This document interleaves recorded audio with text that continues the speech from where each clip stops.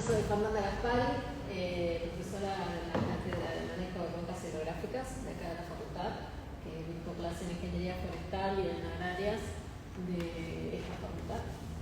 Y bueno, estoy trabajando desde hace casi 30 años, hace unos días cumplí 29 años de antigüedad, así que hace un poquito más también que estoy acá. Y trabajo en el análisis, en el diagnóstico de cuencas hidrográficas. Ahora les voy a ir contando más o menos cuáles fueron mis últimos años en relación a toda esta problemática que pasó con la inundación acá en La Plata. Y al mismo tiempo les cuento que no trabajo sola, obviamente, tengo un equipo en la cátedra. Acá somos dos cátedras de morfología y nosotros estamos en un centro de estudios, que es el Centro Experimental Integral de Dinámica Exógena, que trabajamos junto con la Facultad de Ciencias Naturales y Museos, con el doctor Cruce y con todo su equipo. Entonces ahí integramos conocimientos, conceptos, actividades desde las ciencias agrarias a nivel de agua superficial, como diríamos nosotros, y de las ciencias naturales con aguas subterráneas. Entonces es como que nos juntamos en este CEIDE, ¿no? Es el centro que les estoy mencionando. Bueno, acá me invitaron también a trabajar en relación a una temática que es bastante integradora, que son cuáles son los beneficios que tienen los árboles en relación a las inundaciones, y en particular a la inundación de hace 10 años. Entonces ahí es donde tenemos que ver, bueno, la ciudad de La Plata. Es hermosa, es gigante, es impresionantemente linda. Como decíamos, está muy forestada, tiene muchos parques. Pero bueno, la ciudad de La Plata también está creciendo muy rápido, está creciendo la infraestructura desde adentro, desde el corazón de la ciudad, que antes había casas bajas, hasta desarrollarse grandes edificios. Eso también cambia la dinámica de toda la actividad, no solo antrópica, sino también ecológica, ambiental. Entonces ahí tenemos que llegar a pensar en, bueno, están diciendo que cambia tanto el ambiente, también cambia el ciclo del agua, la hidrología, cómo se mueve el agua en estos espacios. Ahí es donde tenemos que empezar a caracterizar cómo es particularmente la hidrología para relacionarlo con la planificación. La planificación desde el uso del territorio hasta las características de cómo son esos recursos naturales o esos recursos antrópicos, que pueden generar la proyección de distintas alternativas de ordenamiento del territorio. Como estamos hablando del agua, tenemos que hablar sí o sí de lo que es el ciclo del agua. El ciclo del agua es algo, una dinámica que ya todos acá, somos todos profesionales, conocemos, que se inicia con la precipitación. ¿Puedo dar una vuelta? Sí. Bueno, que se inicia con la precipitación, donde podemos llegar a tener un sistema con distintas características de nubes y cantidad de agua, pero también tenemos la escorrentía, las características del uso del suelo, las pendientes, el suelo en profundidad. Todo esto va a ser una dinámica distinta, un movimiento distinto, que ahora vamos a ir hablando en el desarrollo de la charla. Todo esto se integra a los ríos, a los arroyos, que luego pueden llegar al mar y volver a generar el ciclo por la evaporación o también la evapotranspiración de las distintas estructuras de uso del suelo. En sí, me fui para el otro lado. Este es un videito que tenía en mente para mostrar lo que es esa dinámica hídrica superficial. Ustedes lo verán y van a decir, bueno, pero es para niños de escuela primaria, pero es tan fácil de entender que me gusta mostrarlo. Acá tenemos el evento pluvial, donde cuando empieza a llover, no sé por qué no se ve, pero están las gotas de lluvia que caen. Cuando empieza a llover, se genera, se genera un movimiento superficial de agua, que se denomina escorrentía, que va circulando de forma horizontal hacia los canales o cursos de agua. Hay agua que infiltra en el suelo, que ingresa al suelo, que puede llegar a recargar una napo freática, y al mismo tiempo este es el movimiento que hay sobre los ríos y los arroyos cercanos debido a la incorporación del agua superficial. Eso hace también que si las urbanizaciones o la gente está viviendo en esas zonas, cuando el agua sube en relación a este evento que les estoy mostrando, que es la incorporación de agua al suelo y el movimiento horizontal, entonces obviamente va a haber un Entonces ahí es donde tenemos que hablar particularmente del ciclo hidrológico, pero debido a las distintas características de los sitios.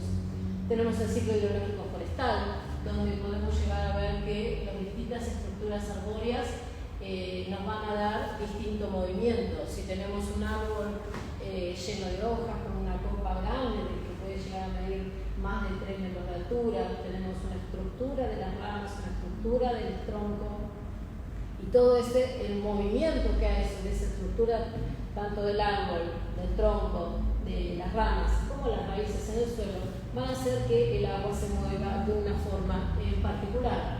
Entonces ahí tenemos una dinámica del ciclo hidrológico.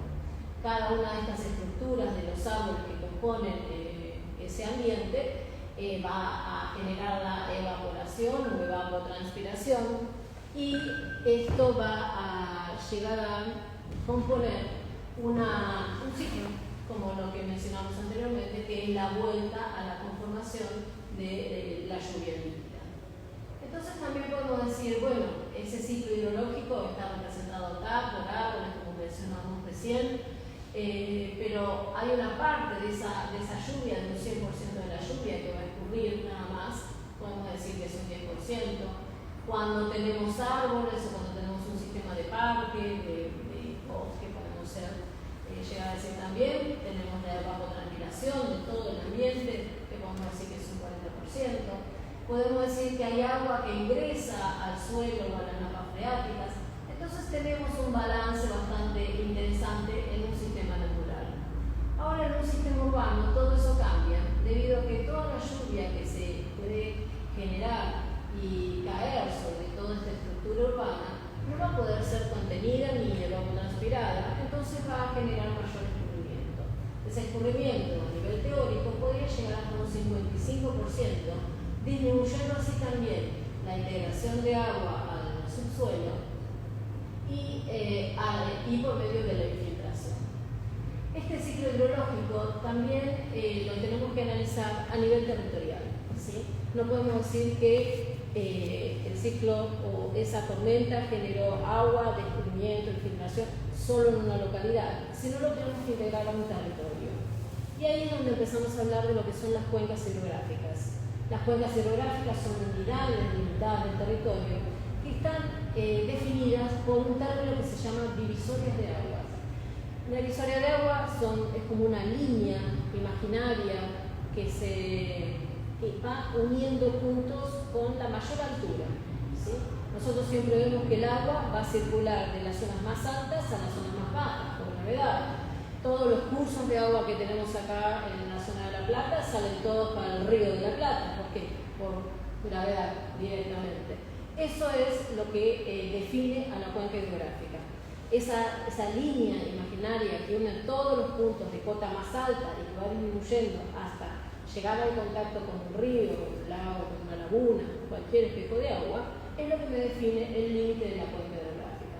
Entonces, podemos llegar a decir que esa cuenca hidrográfica puede estar conformada siempre por un tipo de divisoria de agua, que obviamente es más sencillo verlo en una montaña, porque en una montaña, ahora vamos a ver el ejemplo, es más fácil de ver, bueno, esa es la parte más alta, ahí es la divisoria de aguas, pero en una cuenca de llanura, o en un área de llanura como vivimos acá, es más complejo. Pero nosotros, al ver hacia dónde circula el agua en momento de precipitación, ya estamos viendo que estamos sí o sí dentro de una cuenca hidrográfica, o lo que se denomina región hidrológica. Esa cuenca siempre tiene esa divisoria o ese límite de ese régimen hidrológico, con un curso de agua siempre uno principal, y luego los transitorios o los secundarios. Esos pequeños cursos de agua que se unen al curso principal me va a conformar la red de drenaje. Y yo tengo que estudiar esa red de drenaje para poder llegar a cuantificar dónde es la distribución del agua y hacia dónde va, ¿sí? Toda esa cuenca hidrográfica la vamos a ir definiendo en el espacio y siempre se trata de mantener una estructura en el territorio. Bien. Como estuvimos hablando que vamos a trabajar en las cuencas que aportan al río de la Plata y particularmente de la ciudad de La Plata, nosotros estamos ubicados ahí. Este es el la Plata, Buenos Aires y su Gran Buenos Aires. Esta es la zona que vamos a identificar hoy como área para la presentación. Y así lo que vamos a mostrar es cuáles son las cuencas hidrográficas de la Plata. ¿Sí? Acá en el municipio tenemos muchas cuencas de aporte al río de la Plata, que al mismo tiempo, como comentábamos anteriormente, tenemos un escalón muy grande geomorfológico que hace que toda la zona más cercana al río de la Plata, que es toda esta zona de acá, que está compuesta por Berisso y Ensenada particularmente, es como un bañado. ¿Sí? Bañados son las zonas donde tenemos más cantidad de agua disponible en superficie que la que integra el suelo por saturación. Entonces, todas estas cuencas hidrográficas que están delimitadas por esta divisoria de agua, que esta zona celeste, ¿la llevan a ver, no? Sí. Esta zona celeste es el límite con otras cuencas hidrográficas. Ven acá, estas líneas azules son los cursos que van a otra cuenca hidrográfica. Todas estas líneas azules son los que van a las cuencas que aportan en el Partido de la Plata, Berisso y Ensenada. Acá tenemos la cuenca del Pescado, que es una de las más grandes que pasa acá en el municipio. Tenemos la del Regimiento, tenemos la de Gato, tenemos unos cuantos cursos de agua, que esos cursos de agua lo que hacen es juntar todo el agua, esa descorrentía que mencionábamos anteriormente, llevarlas hacia un canal de conducción, que ese canal de conducción es el arroyo. ¿Qué pasa? Hay una zona bastante grande que es en el centro de la ciudad, donde ya no se ven esos arroyos, pero aparecen allá abajo o aparecen allá arriba, no en el centro de la ciudad. Quiere decir que están entubados. ¿Sí? El curso de agua sigue por abajo de la tierra y va a generar también escorrentía, y esos tubos donde están ubicados, donde están incorporados los canales o estos arroyos, son de un determinado tamaño, que son los que soportan la cantidad de agua que puede llegar a caer en una tormenta. Entonces, teniendo más o menos el conocimiento de que hay varias cuencas hidrográficas, todas estas son cuencas diferentes que aportan al Río de la Plata dentro de los 3 municipios que estamos charlando, podemos llegar a decir que, bueno, esta zona tiene distintas áreas de inundación o de excesos hídricos, no hablemos de inundación por ahora. Este es un trabajo que hicimos al principio con un trabajo con un PIO, que son proyectos orientados, en ese caso este fue anterior a las inundaciones, que estudiábamos, bueno, cómo son todas estas zonas de aporte, cómo son los suelos, cómo es la vegetación, cómo reaccionan ante las lluvias. Habíamos analizado varias lluvias de estaciones meteorológicas de acá de la universidad, del servicio meteorológico. Y bueno, llegamos a este mapa donde se pueden identificar áreas de drenaje natural, que son los ríos que veíamos justamente en la imagen anterior, y las zonas estas más inundables, que son los bañados que mencionábamos anteriormente. Como en verde, en rojo, en amarillo son las zonas un poquito más altas, que son las que podemos llegar a decir que son divisorias de agua. Cuando nosotros hablamos de que esto es una cuenca hidrográfica, esta es otra, o esta del Pescado, que es la más grande, también vemos que hay un montón de líneas azules que son cursos de agua más pequeñas. Entonces ahí esa unidad grande del arroyo Pescado la podemos subdividir en subcuencas o microcuencas, que son las unidades más pequeñas. Todo esto me está diciendo que toda el agua que caiga en esta zona, toda en esta zona amarilla, o directamente sobre el curso de agua, va a salir por este punto. ¿Sí? Ese punto es el punto de aforo.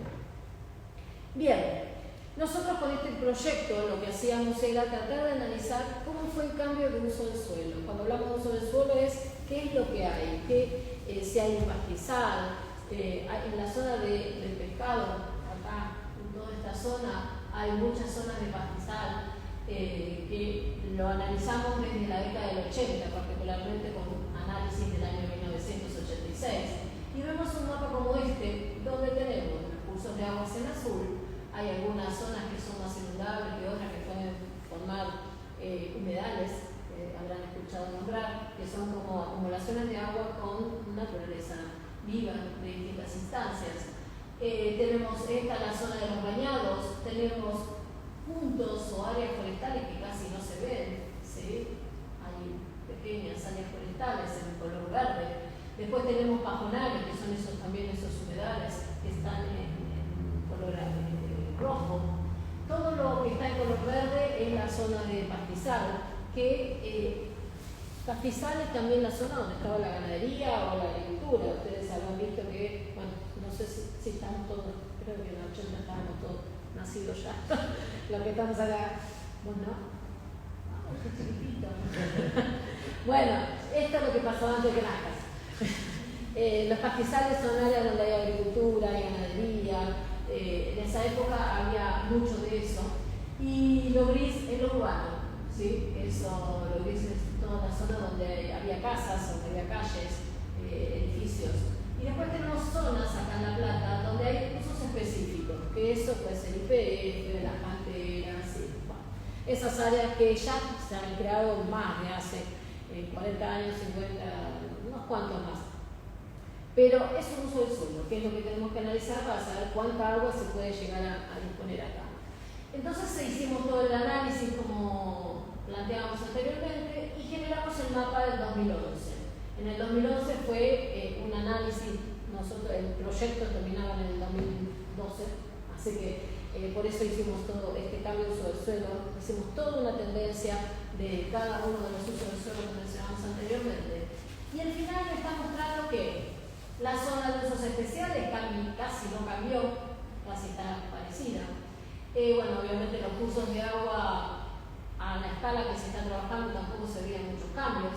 Sí, más forestaciones, ¿sí? Forestaciones casi todas eran de uso agropecuario, que lo usaban en las estancias o en las casas para la ganadería o para recreación y turismo. Los pastizales empezaron a achicarse, casi no existían en el 2011. Tenemos un nuevo uso del suelo, que son los invernáculos. Miren la cantidad que había en el 2011. ¿Sí? Son todos estos puntos rojos, estas zonas rojas, que están bastante alejadas de la ciudad, pero que se presentaban en la zona de cabecera de Cuenca. ¿Eso que me está diciendo? Un invernáculo es como una casa bueno, todos sabemos lo que es un invernáculo, de plástico. Entonces, todo el agua que cae ahí es lo mismo que el agua que cae en un edificio. Cae y escurre directamente. Entonces, no puede penetrar el suelo. Entonces, lo que está haciendo toda esta cantidad de invernáculos acá es impermeabilizarle la cabecera de Cuenca. Entonces, empieza a circular el agua mucho más rápido. Bien, seguimos trabajando y lo que hicimos es analizar el cambio climático. El cambio climático te dice, bueno, el clima cambia, pero también cambia el uso del suelo. Entonces, si cambia la lluvia, pero si no cambia el suelo o el uso del suelo, tu estudio está mal hecho. Entonces, lo que hicimos fue una prospección. Fue generar cómo iba a ser ese cambio de uso del suelo en el 2050. En el 2050 planteamos, también por una modelización matemática con sistema de información geográfica, que esto era el uso del suelo en el año 2050. Iba a reducirse el pastizal, iba a crecer muchísimo la zona urbana. En el beneficio de Ensenada no tanto, solo en la zona costera, ¿sí? Donde hay una avenida que une una punta con la otra. Los usos extractivos más o menos tratamos de controlarlos por toda la legislación ambiental que se generó en la década del 2000-2010. Eso no modificamos su tamaño. Pero sí teníamos que reconocer que los invernáculos iban a crecer. El módulo tendencial me dibujó toda esta zonificación de puntos rojos con invernáculos y se nos ocurrió hace 2 años empezar a recorrer esa zona y lamentablemente nos quedamos cortos. ¿Sí? Habíamos planteado esta zonificación de invernáculos en el 2050, estamos en el 2020, bueno, en el 22 lo hicimos la recorrida y ya nos quedamos cortos. Ya toda esta zona está casi unida, toda esta zona tiene también un importante crecimiento de los invernáculos. No creció tanto la ciudad, pero sí ya se están uniendo estas dos zonas, que acá las veíamos como separados en el 2011, estas dos zonas se están uniendo. También lo que trae es que en estas zonas de por acá hay nuevas urbanizaciones que no tienen un control, un ordenamiento territorial, pero sí hay una mala presencia de no solo las casas, sino también calles, caminos, sin alcantarillas, sin ningún tipo de control, entonces el escurrimiento va a generar un aumento de cantidad de agua en el momento de inundaciones. Esto lo visualizamos rápidamente en que el sistema forestal está en la cantidad, en los distintos usos del suelo y está en la cantidad de superficie en porcentaje. Las lagunitas que hay, los arroyos, eso no cambió casi nada. El uso extractivo dijimos que tampoco cambió tanto como el uso usos especiales que habíamos dicho, por ejemplo, el PF. Sí creció la zona urbana, estas son las distintas fechas como mencionaba anteriormente, el 86, la década del 80 en amarillo, el 2010, 2011 en verde y el 2050 en blanco, bueno, en amarillo claro. El pastizal disminuyó mucho y esa disminución del pastizal está en el aumento de los invernáculos y del área urbana. Es decir, se empezó a techar la cuenca hidrográfica. Y eso, bueno, no es un buen presagio, ya que está generando un aumento del escurrimiento, ¿sí?, en los últimos años, que también se visualiza acá de vuelta lo mismo que antes, disminuyó hay pérdida de superficie infiltrante, absorbente, y hay un aumento de generadoras de agua. Entonces todo eso nos empieza a decir, bueno, que vos estás diciendo que cambió el uso del suelo nada más. No, también hicimos la movilización hidrológica para ver la cantidad de escorrentía que se podía llegar a generar. Para eso hicimos un análisis de suelo, pero bueno, tiene esta forma aproximadamente, no vamos a comentar eso. Pero sí también vamos a comentar que utilizamos esos grupos hidrológicos del suelo y los usos del suelo para cada una de las temporadas o momentos analizados por medio de distintas lluvias. También analizamos todas las lluvias. En ese momento no nos imaginamos la inundación ni la tormenta de 300 milímetros. Como mucho hicimos una de 125 milímetros. Nos quedamos cortos también. Todo eso lo aplicamos con un modelo GeoQ, que es un modelo que creamos nosotros, que está disponible en el QGIS, si a alguien le interesa trabajar en esto. Y se aplicó un método, que es el método de número curva, para zonificar el escurrimiento. Entonces, el escurrimiento se zonificó con este SIG, mostrando que las zonas blancas y casi amarillas claritas es el escurrimiento muy bajo, en verde empieza a aumentar el escurrimiento, en marrón y rojo el escurrimiento es el máximo en esas tormentas. En el 86 teníamos esta figura, en el año 2011 teníamos estas otras, donde ya el crecimiento del área urbana se ve el mayor escurrimiento que acá. Y obviamente en las zonas de los invernáculos también aumentaron, casi triplicaron la cantidad de escorrentía que se generaba. Y por último, en el 2050 ya es un aumento bastante importante del escurrimiento. Ese escurrimiento lo estoy nombrando porque es el que genera la inundación, ¿sí? Pero siempre lo estamos viendo a nivel municipal. En la situación que pasó acá, que fue muy local, después nos va a contar un poco Fabio, cómo se encontró con la urbanización. Este que está acá es un mapa de coeficiente de escorrentía que también volvemos a identificar que hay una mayor cantidad de escorrentía en relación a las tormentas. Pero bueno, todo esto nos permitió llegar a definir que toda la estructura que tiene la ciudad de La Plata, el municipio de La Plata y los dos partidos costeros van a tener que tener un ordenamiento territorial. Y ese ordenamiento territorial no quiere decir que haya una gestión social nada más, sino también hay una gestión completa del ambiente que podemos ejemplificarlo después con la cuenca del arroyo Rendimiento, como lo va a mostrar Fabio. Esa cuenca está definida, que esto también después lo va a mostrar específicamente Fabio, para explicarlo bien. Nos ayudó María Isabel Delgado, que es docente de la cátedra y investigadora de CONICET, para definir y mostrar hoy lo que es la cuenca del regimiento, que es una cuenca que cruza toda la ciudad de La Plata, que está acá. Y estas distintas coloraciones lo que me está mostrando es la cota, la altura que tiene ese suelo. Y como vemos acá tenemos toda una zona más alta, porque los colores más rojos o marrones son las zonas más altas, que alcanzan hasta 50 metros sobre el nivel del mar. El cero sobre el nivel del mar es en el Río de la Plata, como va creciendo desde el Río de la Plata, que estaría por acá, hasta la zona de este arroyo. Y como decíamos recién, que la zona de divisoria es la zona más alta. Todas estas manchas marrones bastante oscuras son forestaciones, obviamente. Esto lo que me está diciendo es que en esas manchas más oscuras, un árbol va a tener una buena diferencia de altitud. ¿Sí? Bien, en esa cuenca se va a presentar también cómo se generó el cambio de uso del suelo. Acá en esta cuenca teníamos una zona urbana, este es el casco urbano de La Plata, ¿sí? Este es el arroyo pescado que habíamos visto anteriormente, Gato, y el regimiento es uno que aporta a esta zona que está acá, ¿sí? Y ese es el límite de cuenca que veíamos recién. En el 84 teníamos una urbanización que llegaba hasta la cuenca media, es decir, hasta la mitad de la cuenca. Pocos años después, en el año 2000, 2000, tenemos que ya la urbanización creció, ¿sí? Entonces solo tenemos esta zona con áreas verdes.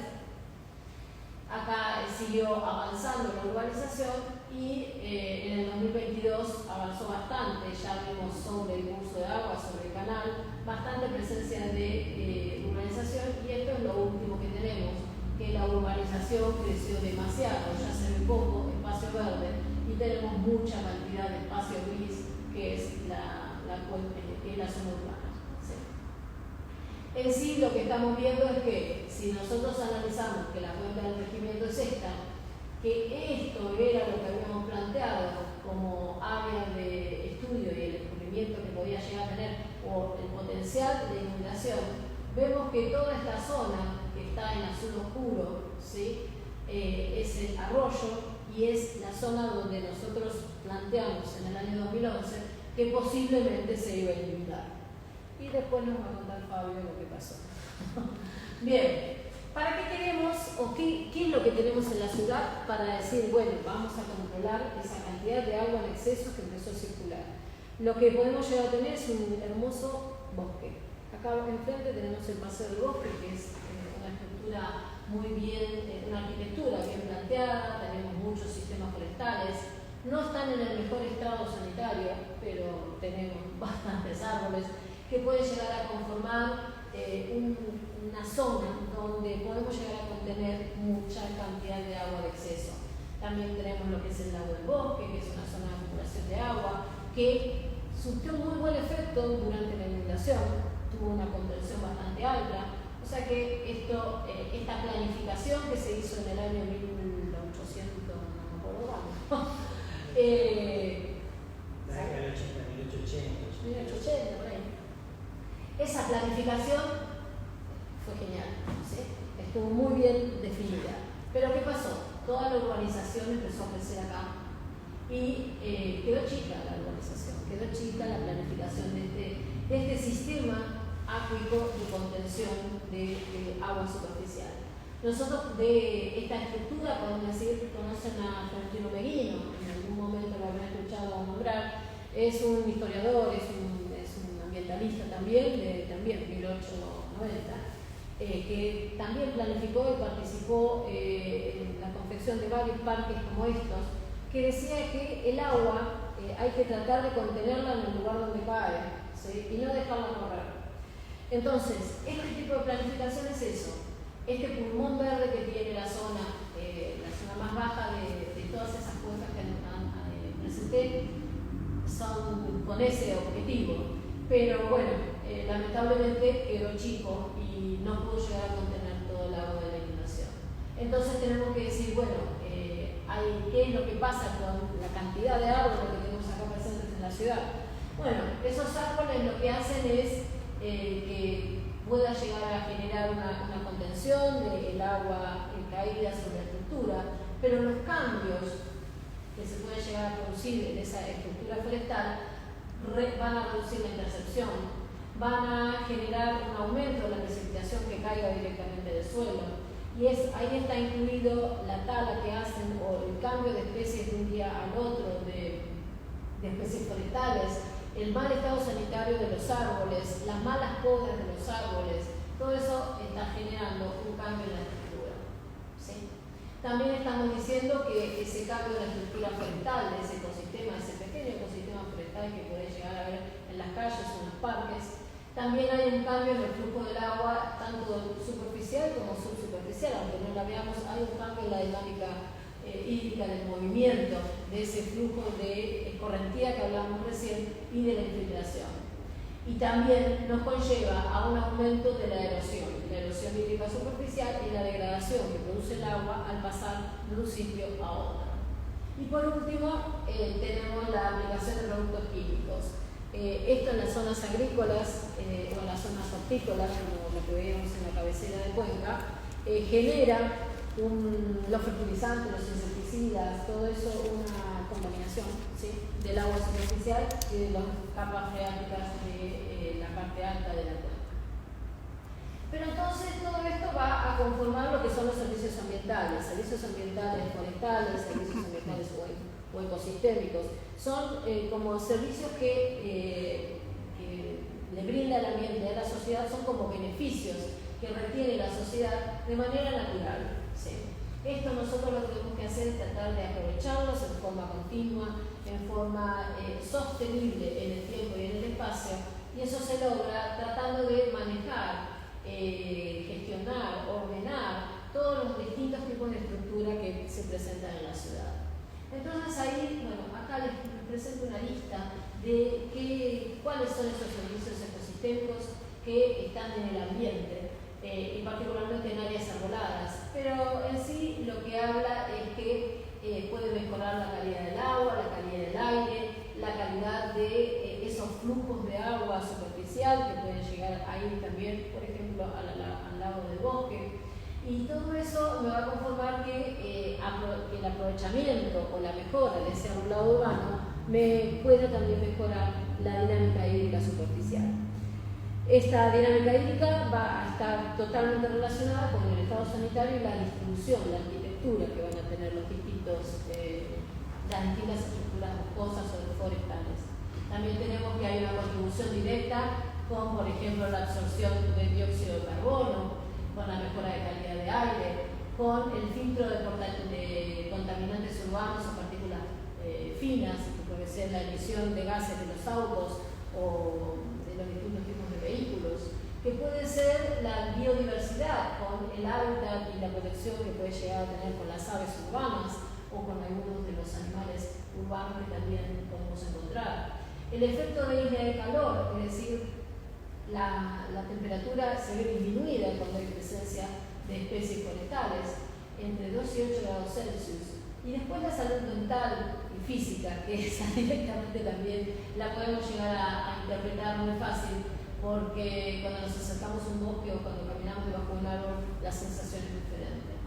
También tenemos que la reducción de costos en relación a la calefacción, tanto para el frío, aire acondicionado o para el calor, la calefacción en invierno, porque también podemos llegar a contener esos cambios bruscos de temperatura.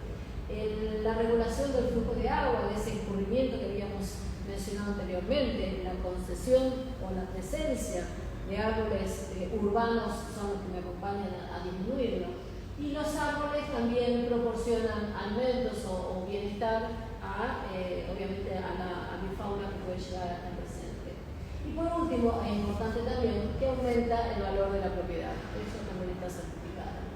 Bien, entonces, todo lo que estamos mencionando de lo bueno que puede llegar a ser un árbol está conformando lo que es la infraestructura verde. Ese paquete de beneficios que tiene el árbol, el agua y en relación a la sociedad, y nos puede llegar a proporcionar como una contención de esas aguas pluviales en el tiempo y en el espacio para acompañar con la biodiversidad. Y entonces decimos que esa estructura verde lo que hace es concebir una red de espacios y elementos que trata de disminuir ese impacto que puede llegar a producir el clima sobre la sociedad.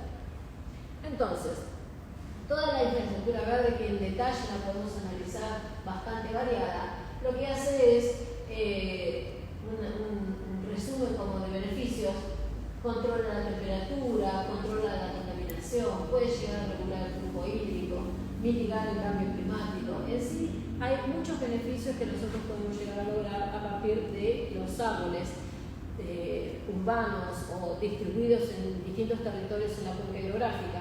Que si nosotros tenemos más árboles urbanos en una cuenca media o baja, como es en la zona acá de la Ciudad de La Plata, ellos son los que van a tratar de contener ese evento agresivo de una lluvia con alta intensidad.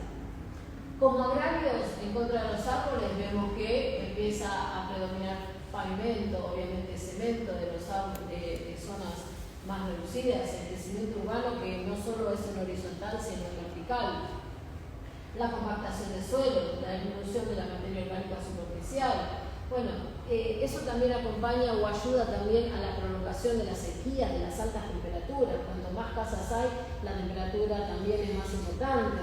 Y todo esto, bueno, es lo que nosotros tenemos que tratar de acompañar a que la sociedad lo integre como un concepto que no tenemos que dejar de ordenar en el ambiente, ¿no?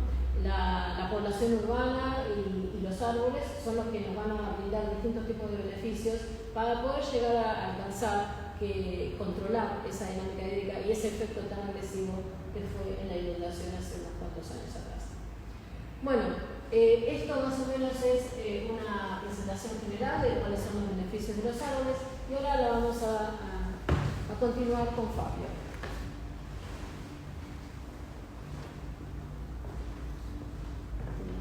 Presento. ¿Alguna consulta, sugerencia, duda, comentario?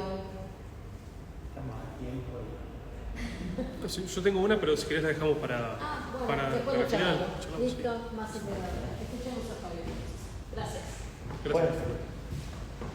Bueno, voy a empalmar con lo que planteó Pachi en términos generales y también bastante específico respecto al arbolado. En primer lugar, les paso un aviso. Yo soy miembro de la Comisión de Agricultura de la Facultad, de Agricultura Urbana. Es una comisión relativamente reciente que formó la Facultad. Soy uno de los 12 miembros actuales y la Facultad generó este espacio con varios objetivos. Entre ellos, nos interesa como institución promover los principios y los fundamentos del cultivo de árboles en el medio urbano. También atender a una serie de demandas que la Facultad recibe de los actores de la ciudad, instituciones particulares. También respecto de las distintas facultades de la universidad, uniformizar criterios respecto de lo que son las buenas prácticas. Y también trabajar internamente en la institución con los distintos cursos que se ocupan de este tema. Bueno, hecha esa aclaración, hoy nos convoca, lamentablemente, y a pesar de que han pasado 10 años, un evento muy fuerte, muy trágico que surgió en la ciudad, que fue la inundación de abril de 2013, el 2 de abril de 2013, que afectó el Partido de La Plata en general y la ciudad en particular. Por supuesto que, como esta charla forma parte de una serie de charlas que han tenido lugar y tienen lugar en otras facultades, verán que el problema se generó por una concurrencia de factores. Yo voy a tomar 2 o 3 de esas razones del por qué ocurrió la inundación, porque son los que están más vinculados con el tema en particular, que es el eventual rol que puede tener el arbolado y los árboles para mitigar una inundación como la que ocurrió en 2013. Hay, entre las causas que llevaron, y que incluso Pachi las mencionó en detalle, algunas de ellas, al evento de 2013, fue en alguna medida un crecimiento desordenado de la ciudad. La urbanización, la consolidación urbana avanzó sobre las planicies de inundación de los arroyos. Ese es un factor. Terrenos que como la palabra dice, planicies de inundación, que son lugares inundables. Y por otro lado, ese desarrollo urbanístico, en mayor o menor medida, lo que implica es la impermeabilización de las fuentes. También Pachi lo mencionó, es decir, al consolidarse, al construirse, al equiparse, se empiezan a instalar pavimentos, construcciones o estructuras que en mayor o menor medida impermeabilizan el suelo. Entonces, lo que ocurre con la impermeabilización es que todas esas estructuras, por un lado, evaporan menos agua, por otro lado, no transpiran y finalmente impiden que haya una infiltración y una percolación profunda en el perfil. Son todas funciones que sí hace la vegetación, es decir, cuando nosotros tenemos una cobertura verde, la cobertura verde, por distintas razones, lo que hace es elevar la evaporación, transpirar y a su vez favorecer la infiltración. Todo eso digamos, no ocurre con lo que es la consolidación, la expansión de la mancha urbana.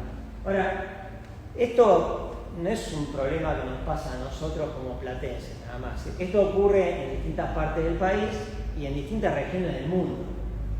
En uno de los lugares, que no es tanto, pero en uno de los lugares donde esto ha tomado mayor interés, incluso a nivel nacional, es en China, sobre todo en la región de China que está afectada por los monzones, en donde hay toda una dinámica hidrográfica o hídrica que hace de que en cierta época del año haya registros pluviométricos muy altos. Entonces, hay un enfoque, un abordaje a este problema que es lo que se va a llamar la tendencia o la evolución hacia lo que son las ciudades de esponja. Es decir, el principio muy básico que se trata de aplicar en la ciudad es un principio que contrapone o que intenta contrarrestar todo ese avance impermeabilizador de la mancha urbana. Es decir, logrando o tendiendo a que las ciudades estén instaladas o diseñadas de modo tal de que la infiltración sea lo más parecido a una infiltración natural, es decir, en términos de proporciones, tasas, etc. A su vez, propiciar una mayor evapotranspiración de lo que son las superficies construidas. Y la tercera cuestión que está vinculada con las ciudades de esponja es que respecto de las partes circundantes de las cuencas que confluyen hacia la ciudad, aporten o llegue a la ciudad la menor cantidad de agua posible por escorrentía superficial y subsuperficial. Es decir, esas dos cosas harían de que dentro de las ciudades ocurran con muy poca frecuencia o no ocurran directamente los eventos que sufrimos como los que sufrimos en 2013. A grandes rasgos, lo que se plantea internamente en la ciudad es, por un lado, lo que Pachi comentaba, que venía postulando a Medina hace más de 100 años, que es que las ciudades tengan áreas que sean capaces de recibir aguas superficiales y que en ese lugar se maximice la evapotranspiración, para lo cual se diseñan específicamente cuerpos de agua, lagos, con toda una complejidad de canales y de isletas forestadas y vegetadas, de modo tal de maximizar la evapotranspiración. Y por otro lado, intercalar en el medio urbano la mayor cantidad de metros cuadrados de área verde, que evapotranspire y que infiltre, y en el caso de que sea indispensable, revestimientos que sean semipermeables, es decir, que no se comporten como un hormigón o como un asfalto, sino que permitan que al menos buena parte del flujo de agua se infiltre, aunque con una cierta lentitud. Bueno, para que vean que no son solamente esquemas, acá yo de internet tomé algunos ejemplos. Hay algunas ciudades europeas como Berlín, por ejemplo, que están haciendo punta y esto se está trabajando muchísimo en China, incluso, como digo, a nivel de planes nacionales. En lo que se basa es, en el caso de ciertas ciudades, por ejemplo, terrazas verdes, que son terrazas que tienen un perfil que aloja una vegetación superior y que puede recibir o transpirar el agua y a su vez almacenarla, con otros beneficios también térmicos, como mencionaba Pachi, intercalar todas las que se pueda árboles.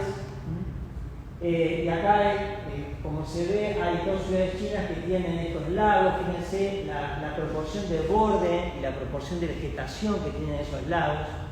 Las isletas, estas son todas isletas forestadas, una imagen tomada con un dron.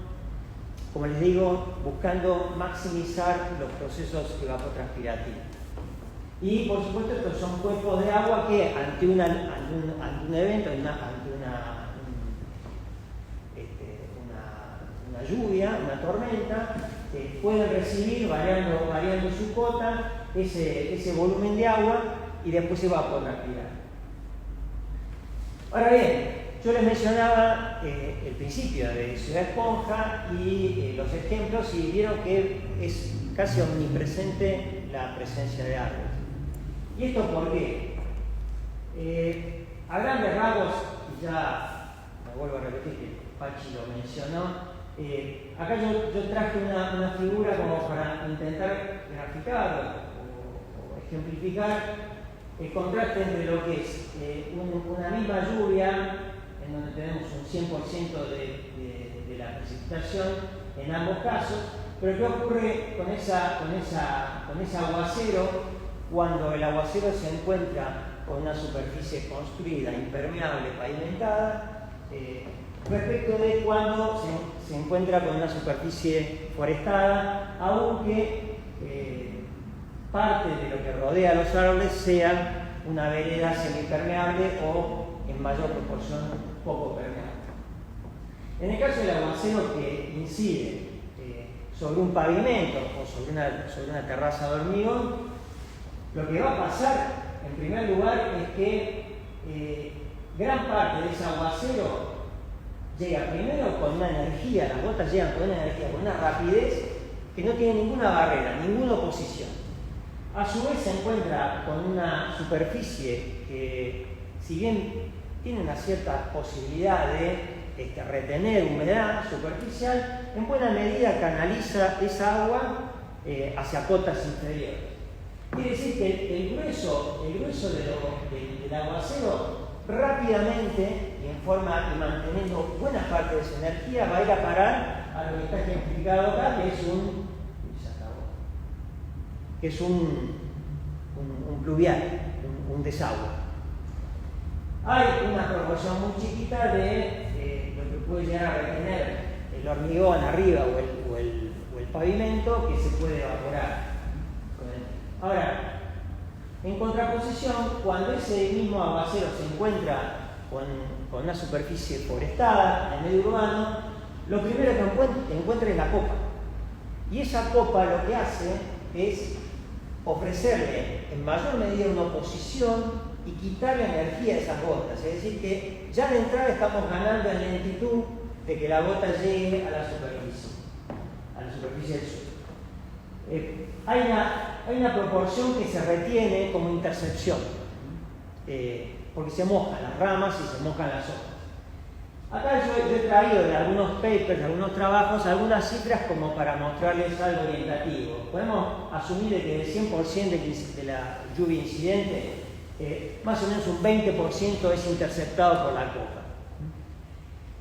Y por supuesto, como esto es interceptado y queda toda esa copa y esa superficie humectada, eso maximiza respecto de lo que es un hormigón o un asfalto la evaporación posterior. Ahí hay una gran diferencia, por eso yo grafico esta flecha más delgada que esta flecha de evaporación. Ahora bien, parte de esta lluvia va a atravesar, no va a quedar interceptada, sino que va a atravesar la copa. Ahora, eso estimado en este trabajo de Xiao es más o menos entre un 65 y un 70% del aguacero que llega a la copa del árbol. Ahora, la gran diferencia es que hay un delay, hay una demora entre cuando ingresa a la copa de cuando cae, por más que haya un 60% de transcriptancia en ese sentido. Lo otro que ocurre es que hay una proporción, más o menos un 10-12%, que sigue hacia abajo por la estructura, la arquitectura del árbol, a través de lo que se llama flujo caulinar. Las ramitas lo conducen al tallo y por gravedad ese flujo caulinar va a terminar en la base del tronco. Todo esto hace de que un mismo evento reciba una demora, se maximice o se gane en evapotranspiración, se le quite energía cinética a las gotas. Y todo esto que estoy mencionando redunda en qué? En que hay, a su vez, debajo del árbol, en mayor o menor medida, toda una superficie semipermeable o permeable, relativamente seca, ahora voy a explicar por qué, que va a recibir ese flujo caulinar y las gotas que atraviesan el canopeo y va a propender a la infiltración, cosa que en la superficie impermeable no ocurre. ¿Y por qué digo que este suelo debajo del árbol es más receptivo y está en mejores condiciones de infiltrar? En primer lugar, porque está colonizado por raíces, fracturado, invadido por raíces, y por otro lado, porque el árbol lo que hace es transpirar. Entonces está tomando agua de abajo del suelo y está transpirando. Para darles una idea, en base a datos de este trabajo, hablando de un tilo, que es una especie familiar para nosotros en La Plata, podemos estar hablando de más o menos entre 250 y 950 litros por metro cuadrado por temporada que un tilo puede transpirar. Y por supuesto lo hace a expensas del bombeo del suelo que está por debajo, que por eso está seco y está en mayores posibilidades de alojar esa agua de lluvia. Todo esto trae como consecuencia de que lo que no infiltre y lo que no evapore puede llegar a ser a constituir una correntía superficial, pero en mucha menor cantidad y con una demora o un delay hasta llegar al fluvial. Sí. Una pregunta, medio basada en la ignorancia. Sí. ¿Se sabe o hay trabajos que diferencien por especie las proporciones de lo que atraviesa la copa y lo que va por flujo caulinar? Sí, sí hay. Sí hay. Porque en una tesis doctoral que empezamos en el grupo, que fracasó profundamente, habíamos planteado en el campo de arroz, en los montes de eucalipto, ver cómo era la distribución de la lluvia abajo del canopeo. Y pusimos un collarín para ver el flujo caulinar y dos los víveres. Sí, bueno. Y cuando fuimos a levantarlos, porque pasó algo con la becaria, no tuvo éxito, vimos que los pluviómetros a todo alrededor del árbol tenían nada, hasta no sé cuánto fue el pluviométrico, nada, pero tenían un poquito. Y en el collarín que habíamos puesto ¿cuánto era? 30 litros, 40 litros, un tallo de 30 litros, estaba rebalsado. Entonces, como que la mayor cantidad de flujo de agua fue a través del flujo caulinar. Sí. Sí. Eso nos llamó muchísima atención y lo pienso con los canteros que tienen los árboles urbanos, que son mínimos, pero bueno, buscar especies que favorezcan el flujo caulinar antes que otros, no sé. Sí. Bueno, respondiendo, ahora pasamos a Gustavo a tu comentario, respondiendo a eso que vos decís, yo en una búsqueda bibliográfica rápida que hice para esta presentación encontré trabajos que contrastaban, por ejemplo, los datos de intercepción y de evaporación de dos árboles con dos especies distintas basados que se explicaban en función de la arquitectura de los árboles. Y en estos casos hay varias cifras que incluso comparan distintas especies. Así que después yo te lo puedo pasar, pero la respuesta a tu pregunta es sí. Y es muy interesante ponerle número a estos procesos porque hay diferencias. Más allá de lo cual, esto está planteado como ejemplo y en contraste de lo que es no tener el canopeo forestal largo, ¿no? Sí, Gustavo. Sí, yo me acuerdo de unos trabajos de Jorge Franchi, que los el grupo del ICEA había trabajado en eso y los números eran similares. Yo no tengo los trabajos, los sirve contar los resultados y siempre es más de la mitad del agua bajo el tallo. Más de la mitad del agua bajo el tallo. Sí. Una cosa parecida lo estudió en un doctorado Sebastián Taylor. Sí, bueno, también hablábamos con Él también trabajó en eso, en la zona que ahora está toda llena de vernáculos, de plantaciones de pino y de eucaliptus. Y también lo pudo definir, por eso es un tema muy interesante. Sí, es muy difícil de medir. Es muy difícil. Hasta que lo logramos hacer funcionar, pero yo mucho tiempo. Sí.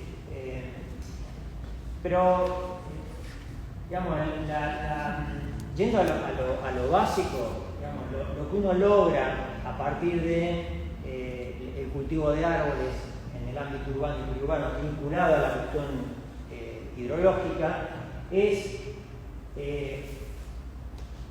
aumentar la evaporación, tener un organismo transpirante, es decir, todo el conjunto de evapotranspiración se maximiza, favorecer la infiltración, ralentizar la llegada de gotas, sacar energía a las gotas, distribuir mejor en el tiempo ese proceso que en un aguacero como el que pasó en 2013 es muy violento, muchos milímetros en pocos minutos, y eso llega muy rápido digamos, a la parte media y baja de la cuenca. Este es el fundamento por el cual en distintos lugares de la cuenca uno tendría ventajas digamos, cultivando árboles, y por eso es un denominador común el árbol en estos planteos de llevar esa esponja y de cómo evitar o disminuir la llegada de agua a esas ciudades. Yendo a lo concreto y siguiendo con lo que dejó planteado Pachi, voy a dar o hablar a partir de ciertos ejemplos, remitiéndome a la cuenca del arroyo Regimiento. Fíjense que esta es una imagen satelital del casco fundacional de La Plata y alrededores. Lo que está en negro son los límites de la cuenca del arroyo Regimiento y lo que está en azul es el cauce. En esta parte de la cuenca podemos hablar de cauce, en toda esta parte de algún modo podemos hablar de paleocauce. Yo agregaría lo que Pachi comentó en su charla, es que en la parte del casco fundacional está todo entubado, el cauce, pero la evolución de la ciudad no ha borrado o no ha alterado en mayor medida la geomorfología, para lo cual, cuando ocurrió el aguacero 2013, el arroyo Regimiento se comportó muy parecido a como si la ciudad no estuviera. Es decir, el agua circuló en este sentido, y mi casa está ahí, y por calle 28 para que se den una idea, esto es 31, 72, esto es el Bosque, Plaza Moreno, Diagonal 74, y este es el Parque Castelli. Y acá está, por acá más o menos, si no me equivoco, acá está el Parque Malvinas o Plaza Malvinas, ex Regimiento 7, por eso se llama Arroyo Regimiento. Bueno, los autos flotaban de acá para allá. Yo lo veía pasar por la puerta de mi casa. O sea, el cauce funcionaba como si no estuviera la ciudad. Bien, me voy a remitir a esta cuenca porque ustedes se dan cuenta de que es la principal cuenca que afectó a la ciudad en ese evento. Y además nos da la oportunidad de ver, ya Pachi mencionó la evolución que ha habido respecto de la mancha urbana y los usos de la tierra. A grandes rasgos la cabecera de cuenca está acá, con las cotas mayores. Acá están las cotas menores, y esta es la unión del arroyo Regimiento con el arroyo Pérez, y después de ahí eso confluye al arroyo El Gallo. Y lo que se ve es que podríamos distinguir la parte baja y media de la cuenca como una situación netamente urbana, es decir, con una consolidación de la mancha urbana, y en la parte alta hay en una proporción una situación intermedia de transición de lo que tendría que ser una situación urbana rural, mientras que en otra parte, a grandes rasgos y a duras penas, se conserva lo que podría considerarse una situación rural, ¿no? Ahora, he tratado de traer algunos ejemplitos de cómo se podría, en algunos casos se ha podido, intervenir para precisamente llevar el árbol, con todos estos beneficios, a afectar en forma positiva o atenuar las consecuencias negativas de un aguacero como el que pasó en 2013. Hay dos situaciones distintas, como se darán cuenta, respecto a una situación rural a urbana. En la parte alta, que todavía admite una clasificación como rural, ahí lo que predomina es, ya sea con agricultura, o pastizales, o con otro tipo de usos mínimamente forestales, hay una cobertura verde casi omnipresente.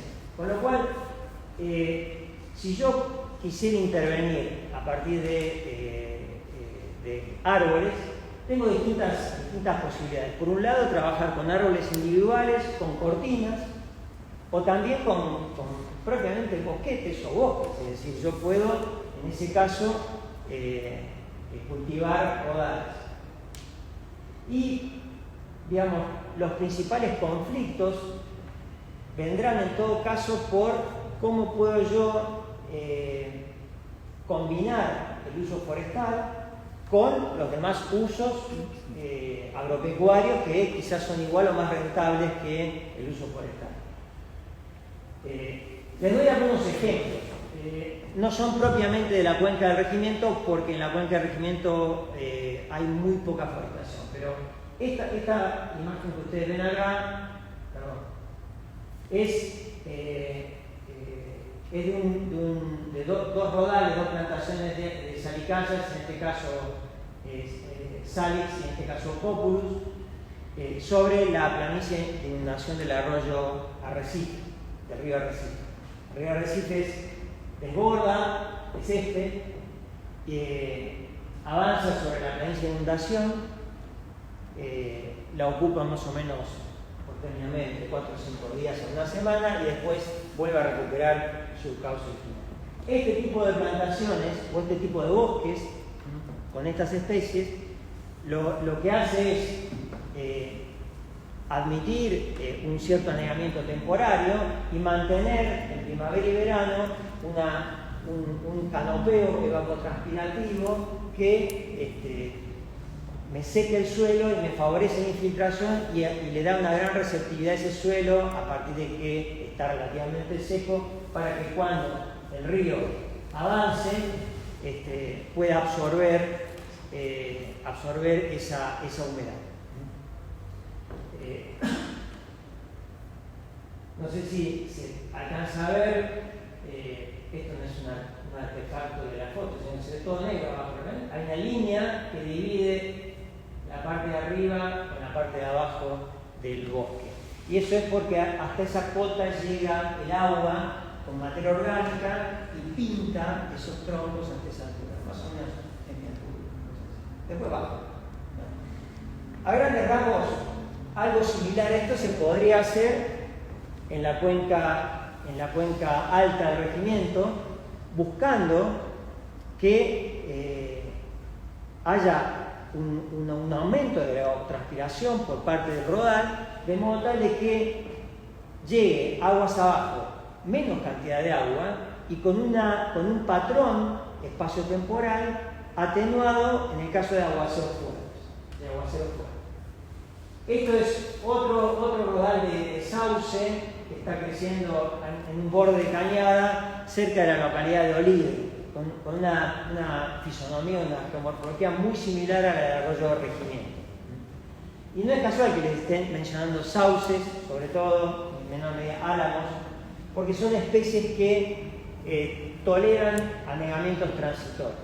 Así que ese tipo de detalles fisiológicos de las especies a cultivar hay que tenerlo en cuenta.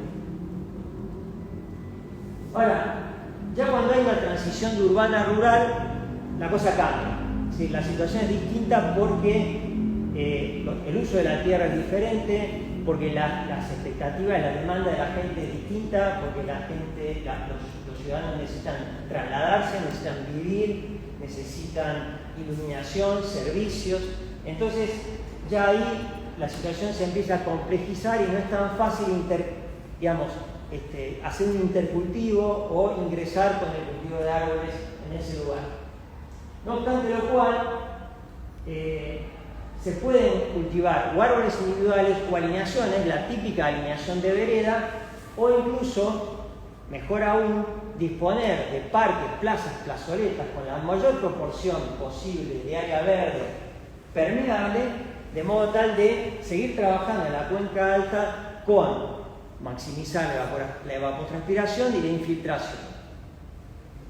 Algunos ejemplos, estas son fotos que tomé de Street View de Los Hornos, de la parte de la cuenca del regimiento que está haciendo, es una transición entre una situación rural y urbana, con detalles en algún sentido positivos y otros negativos. Lo positivo acá es que en el damero, en la consolidación de esta área urbana, se han dispuesto de plazas o plazoletas que están forestadas y que tienen una gran proporción de área verde con capacidad de infiltración. Por otro lado, lo que se ve acá es una calle, la calle 71, que por sus propias características, esto es una morfología urbana que podría caracterizarse como residencial, unifamiliar, no hay edificios, hay casas de un solo nivel, con un tránsito peatonal y vehicular bajo. Entonces, en esa situación, lo que con buen criterio se está haciendo es entender de que este ancho de vereda, es suficiente como espacio no solo para disponer de una proporción pavimentada y parcialmente impermeabilizada para transitar, para recibir el escaso tránsito peatonal, y el resto se utiliza lo que se llama cazoleta corrida o cantero corrido, que es una gran área verde, una lonja verde impermeable que pueda alojar árboles. El detalle negativo en este caso es que el frentista ha podado muchos de sus ejemplares, entonces lo que yo mencionaba del efecto de intercepción y de quitar esa energía a las gotas y de transpiración se va a ver dañado por esta poda, ¿no? Es lo que mencionaba un poco Pachi. Otro hito, aspecto positivo también en la región de la cuenca alta del regimiento es la Plaza Julio López.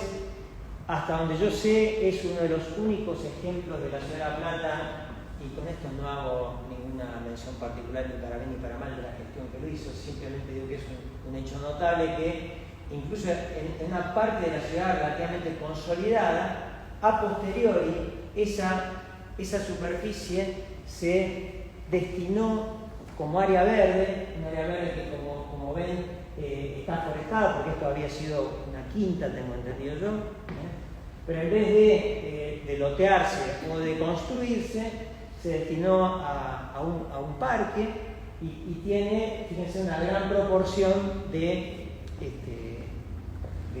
suelo con vegetación que puede recibir las lluvias y puede infiltrar.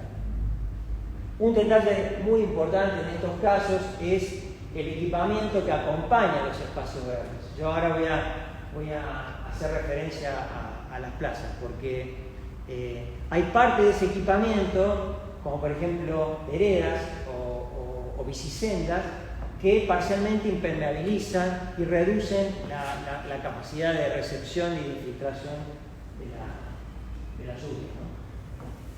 Ya en la cuenca baja, que está completamente urbanizada, la situación es diferente, y lo que también es mayor es la profundidad y la frecuencia de los conflictos que hay entre las necesidades que nosotros por un lado podemos tener respecto de disponer de áreas verdes con capacidad de infiltración y disponer de espacio para árboles con fines hidrológicos, a el resto de las necesidades de la gente.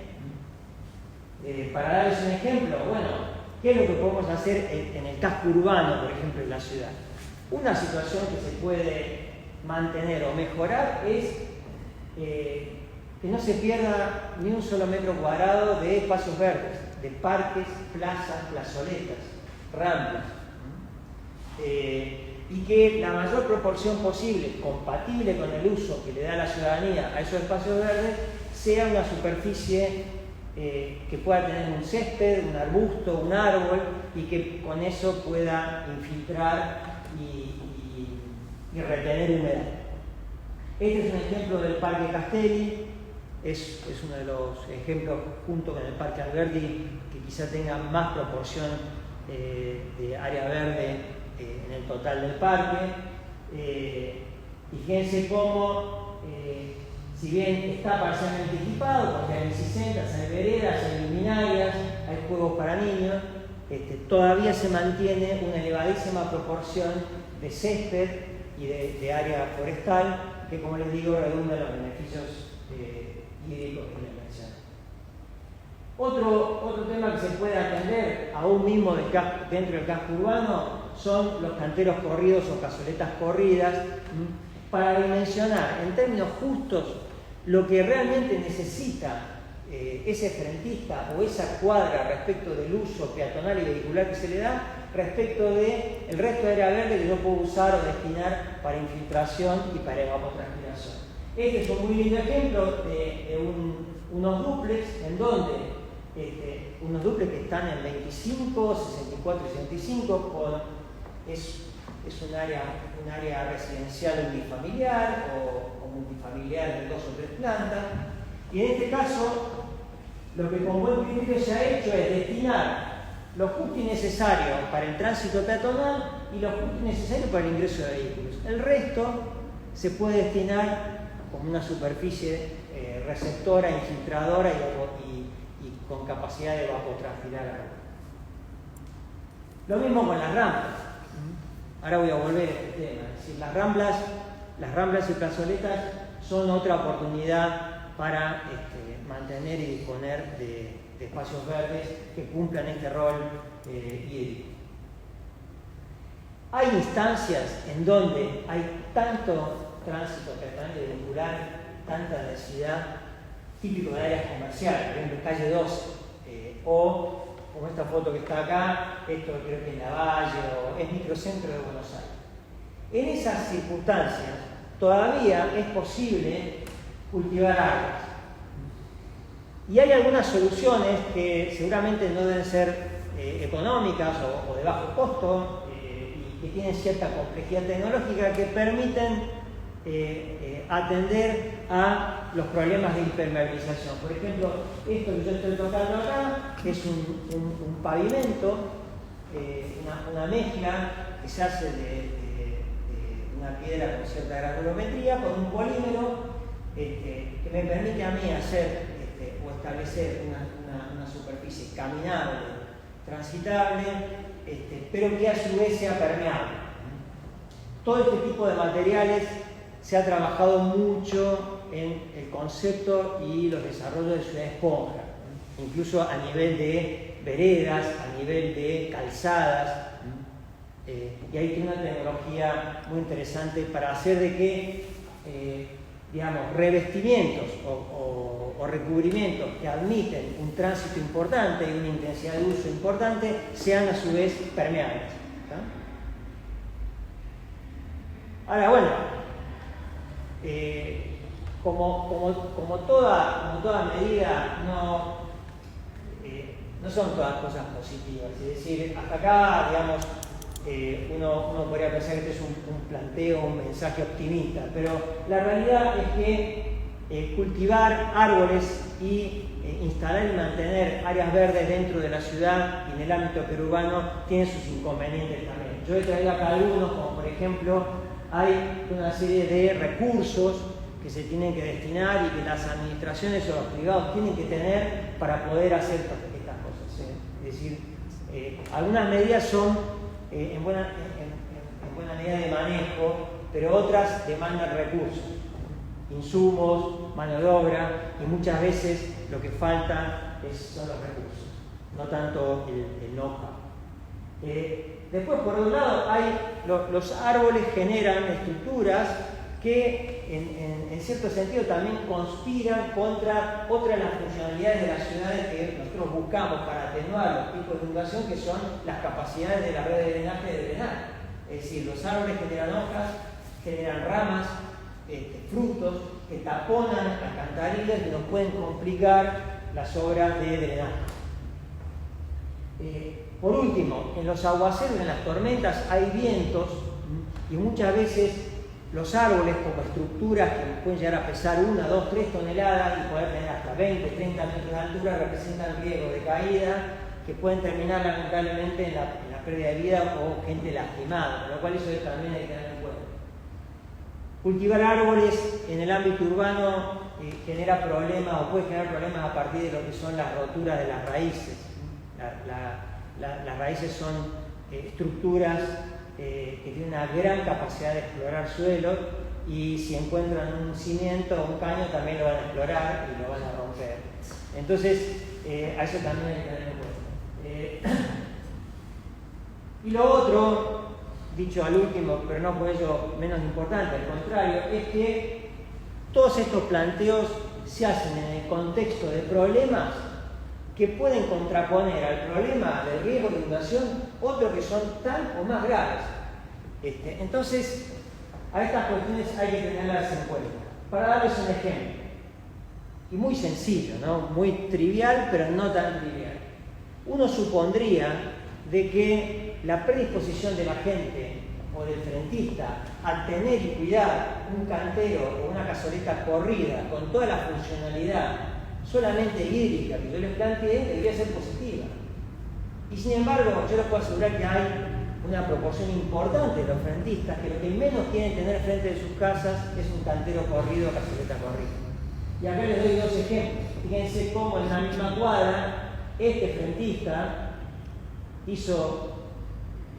adoptó esta solución para su frente y el otro frentista tiene un cantero corrido completamente distinto. Y este tipo de diferencias de percepción en la ciudadanía están omnipresentes. Por lo cual, si yo como técnico abordo esta realidad pensando de que toda la ciudadanía me va a acompañar para tener cantero corrido, estoy equivocado, entre otras cosas. Lo mismo con los árboles. Fíjense este otro frentista, qué postura tuvo respecto de su vereda, y de hecho fíjense cómo tapó apenas pudo los canteros, los lugares que él tiene como frentista aptos para poder forestar y para poder incrementar la intercepción de agua y la evapotranspiración. Esto es muy común. Lo otro que aparece son los conflictos. Les doy este ejemplo que me toca de cerca a mí. Esto es diagonal 74, esquina 23.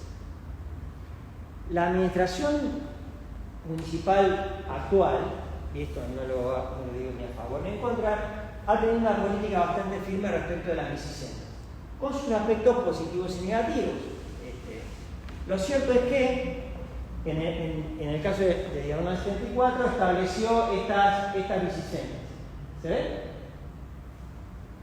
ve? Ahora bien, esta situación en particular es bastante conflictiva por lo siguiente. Porque a esta altura de diagonal 74, el ancho de la rambla es considerable. Después de 19 cambios se hace más angosto. Entonces, la administración municipal tenía tres alternativas acá. Primero, no establecer la bicisenda, con lo cual los ciclistas se perjudicaban, el medio de transporte de bajo impacto ambiental se perjudicaban, digamos, y no avanzaban con su política pública respecto del transporte. La segunda opción era establecer la bicicenda como la establecieron, y la tercera opción era establecerla acá arriba. Optaron por esta. ¿Cuáles son las ventajas? Precisamente los que, en el caso mío u otros vecinos, nos queremos trasladar en bicicleta, tenemos una bicicleta relativamente segura para hacerlo y un espacio para tal fin. La segunda ventaja es que la superficie verde que puede recibir e infiltrar y evapotranspirar agua no se alteró, lo cual es fantástico. El problema es que le sacaron casi 2 metros a la diagonal. Entonces, en horas pico se arman unos desastres y ha habido accidentes relativamente graves por este tipo de conflictos, porque antes había 2 carriles y ahora hay 1 y medio. Entonces, yo estoy seguro de que si ustedes se pueden hacer una encuesta en un semáforo a las 7:30 de la mañana, a ver qué opinión hay respecto de los automovilistas y de los colectiveros, respecto de la bicicenda, te van a decir o que no la quieren o que por qué no le hicieron arriba de la rama. Y ahí volvemos a otro conflicto. Con esto quiero graficar de que hay ciertos conflictos que son difíciles de resolver y que implican sacrificar algo o encontrar una solución que en este caso yo la verdad que no sé. La alternativa hubiera sido, en todo caso, hacer las bicisendas por arriba de la rambla, lo cual le hubiera significado al municipio demorar más tiempo, en términos electorales sabemos lo que significa, utilizar un revestimiento que admite el tránsito de bicicletas pero que sea permeable, lo cual es carísimo, o por lo menos más caro que esto, una tecnología que quizás no manejan, pero bueno, la solución fue esta. Y lo otro, que por ahí viene a lo que te dedicas vos, es para ir graficando, digamos, la problemática. Yo acá, con este óvalo, he marcado la parte alta de la cuenca del arroyo Regimiento, que es precisamente uno de los lugares de La Plata con riesgo hidrológico de inmersión que mayor cantidad de asentamientos altamente vulnerables tienen por hectárea, entre ellas la Minotauro. Entonces, esto para terminar de ejemplificar una serie de problemas de enorme magnitud que se vinculan o que se contraponen o que se mezclan con el uso de los árboles para mitigar los efectos de la inundación. Pero para terminar, lo que se podría decir es que efectivamente las especies arbóreas se usan y tienen un potencial para mitigar o contribuir a mitigar los efectos de las inundaciones. De ninguna manera son la única ni la principal solución, al menos en La Plata, y que cuando uno maneja la decisión de cultivar o de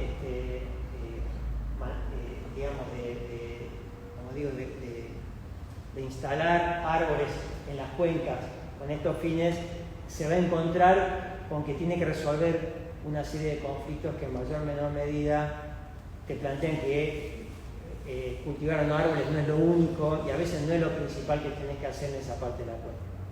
Así que bueno, muchísimas gracias en nombre de la comisión y... Bueno, muchas gracias tanto a Fernanda y a Fabio por la presentación y por supuesto las preguntas que quieran hacer están a disposición, espero. Sí. Ahora también lo que se venía y lo que están también criticando mucho los vecinos es el adoquinado. Pero no cumplir una función también de absorbente, o sea, de generar un espacio, digamos, de absorción, sobre todo pegado a las veredas, y generar un espacio donde las raíces puedan también oxigenarse de alguna manera. Ampliar esa canción que vos decís, en la vereda, ampliarla hacia la avenida, digamos, ampliar hacia la calle. En una primera etapa, inclusive para intentar la parte lo dejaban libre, sobre todo donde apoyaba la rueda traccionada. Sí. Que ese no era la del tránsito, sino que era, no sé si ese fue el plan original de La Plata, yo lo he escuchado una vez y... Mirá, no sé, Pachi, si vos tenés algo de información. Yo toco de oído, he ido pescando cosas así y algunas cosas de luz. Por lo que sé, La Plata de entrada tuvo problemas, porque esto se llamaba la norma del Ensenada. Y de hecho hubo hasta incluso incidentes políticos, cruces, chicanas entre el presidente y la Rocha, qué sé yo, porque cuando vinieron, no sé si decían la ciudad de las ranas, porque la mitad estaba llena de agua, y que eso arrancó así. Yo, respecto del diseño de Benoit y la ciudad higiénica y todo ese tipo de planteos, que los hubo, y hubo todo un trabajo técnico y urbanístico detrás de eso, que he leído un poquito, creo que también hay que ser cuidadoso respecto de lo que realmente ellos concibieron y lo que uno les atribuye que concibieron y que diseñaron. En ese sentido yo creo que se inscribe lo del adoquinado. A mí me parece que el adoquinado fue la solución que había, por un lado. Y tengo entendido más que hubo un aprovechamiento, una oportunidad ahí, porque al menos parte del adoquinado que vino acá venía como el astre de los barcos frigoríficos, seguro. Y la mano de obra era despreciable, del cero. Entonces, se hizo, me parece que, por mucho, motivado por otras razones que por infiltración, por mucho. Es más, si hubiera sido una preocupación en las inundaciones y infiltración, no hubiéramos llegado a la década del 40 y 50, que tengo entendido, porque hay registros históricos de que hubo, no como la del 2013, que hubo eventos de inundaciones grosos en La Plata, y sobre el problema de la construcción y las obras que se hacían los alcantarillados, eso viene desde 1882. Así que lo del adoquinado yo lo inscribo en eso, a punto tal, fíjate, que a mí me tocó indagar, no me acuerdo quién me respondió eso, pero ¿por qué hay calles del eje urbano nuestro que tienen, digamos, mi preocupación era ver el ancho de vereda. Yo me encontraba un ancho de vereda de 6 metros, no sé si 8, pero había calles que tenían un ancho de vereda fenomenal. Por lo cual había un montón de lugar para cultivar agua. Y otras que tenían muy poco.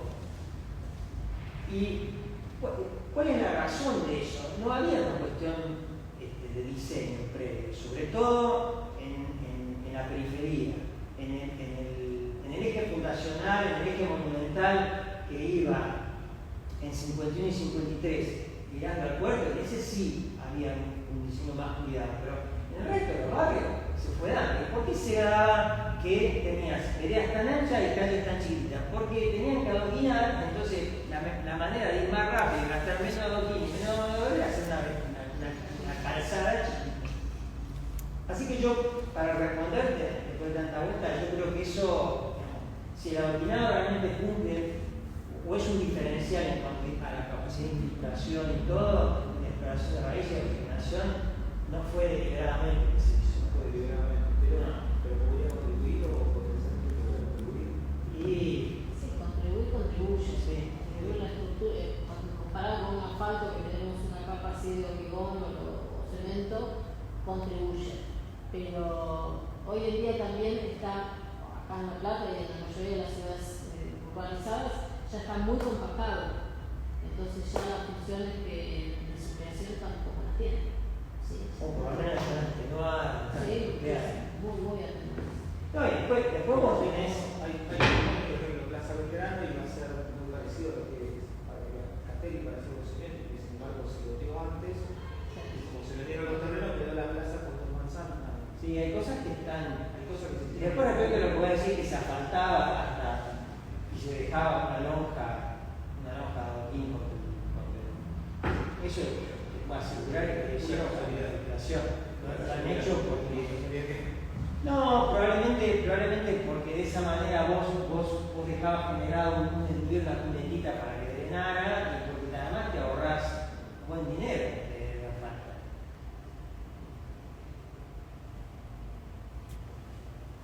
Un poco, algo lo planteaste bien, Fabio, luego, en base iba a la pregunta, a la presentación de Fernanda, con respecto a la presencia de tantos invernáculos en la parte de la cabeza de la cuenca. ¿Qué acciones por ahí se pueden tomar pensando a futuro y prevenir nuevas inundaciones? Si se puede trabajar en algo específicamente en ese contexto y sobre todo con el crecimiento que hubo y que presentaste en la filmina, entonces, ¿qué acción concreta por ahí se puede pensar o plantear? Sí, el problema que tenemos es que los productores, las personas dueñas de esos invernáculos, son muy cerrados en relación al manejo del agua pluvial, ¿sí? Ellos tienen sus alcantarillas o las canaletas que salen a la calle y chao, se olvidan. Pero lo ideal sería hasta que aprovechen esa misma agua. Muchas veces fuimos a tratar de charlar con ellos para que aprovechen el agua pluvial de esos gran cantidad de invernáculos en piletones para luego utilizarlas para riego. Pero eso también tiene un costo que no está ni subvencionado ni hay forma de que se pueda trabajar en forma conjunta con los productores, por lo menos en los últimos años, para que puedan aprovechar el agua pluvial. Hay muchos países, bueno, acá en Argentina también hay muchas localidades que los invernáculos, las zonas donde la horticultura, la floricultura utiliza mucho invernáculos sustentables, como dicen, que el agua pluvial la guardan en piletones y luego la utilizan por sus nutrientes, por su calidad, para el mismo riego. Pero bueno, acá no se está viendo esa solución y sería una muy buena solución productiva para ellos y también para la contención de agua pluvial, ¿sí? En calidad y en cantidad. Y a eso se suma que, o sea, al beber el agua de lluvia ya no hay un drenaje natural, lo que están usando es agua de riego de los pozos, donde tenés un problema con bicarbonato, sí. Eso que está trabajando también en la facultad. Y la contaminación de ellos mismos, sí, que tiran sus productos, los acumulan sobre la tierra, los envases vacíos, o bueno, eso filtra sobre el suelo y también contamina la misma agua que están utilizando ellos. Obviamente el aguas abajo que está en la ciudad. Entonces hay muchísimas cantidades de contras que tienen esos invernáculos y el gran avance, no sé si fueron por la Ruta 2 en los últimos 2 años, el crecimiento de la Ruta 2 a la 36. El crecimiento de los invernáculos es impresionante. Muchísimo más cantidad de cosas, nos quedamos pocos. Quiero preguntarle eso, Kachi. ¿Vos contaste que en 2022 fueron a recorrer la zona? Sí. Que eran que ya se habían dado con la ruta 2050. Y quería saber si hicieron, si tienen pensado hacer, si se puede hacer el análisis satelital de imágenes. Sí, tenemos ganas, pero no tenemos cara. Sí. Si hay gente interesada, también podríamos avanzar con eso, porque ya tenemos todo el análisis y bueno, y también los errores que podemos poner, que hicimos con todo este estudio, por decir, en 2050 iba a pasar esto y pasaron 10 años y ya estamos. Sí, tenemos ganas de hacerlo. Sí, ahí sería un golazo la clasificación automática, ¿no? O general. Para hacerlo, hacen desastres. ¿Sí? Hacen desastres porque mezclan. Pero ahora la inteligencia las artificial actitudes. Lo estoy diciendo porque estamos tratando de hacer eso y el problema de la refrescancia que tienen los invernáculos mezcla mucho las condiciones de uso del suelo. Así que necesitamos una tesis doctoral que se meta en eso. Un chino que me diga, bueno, esto es así, pero claro, todo esto lo hicimos con teledetección, que en la década de 2010 todavía no había tanta tecnología. Con vos también podemos hablar. Para trabajar en eso, sí, es un tema y un proyecto de investigación que tenemos ganas de, después de esa recorrida, de ir a hacer algo.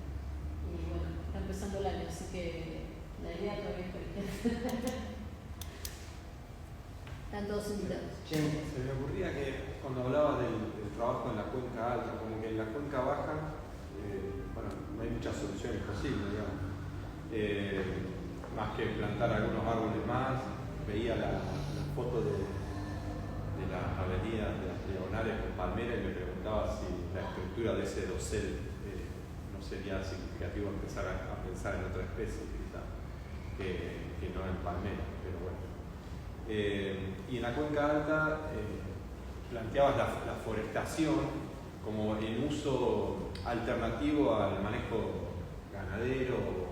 En realidad me preguntaba, digo, hoy en día esa Cuenca Alta está en riesgo por el avance urbano, ¿no?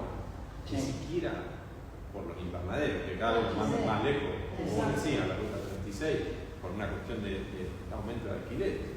Pero el aumento de nuevas zonificaciones, la apertura para urbanización es tremendo.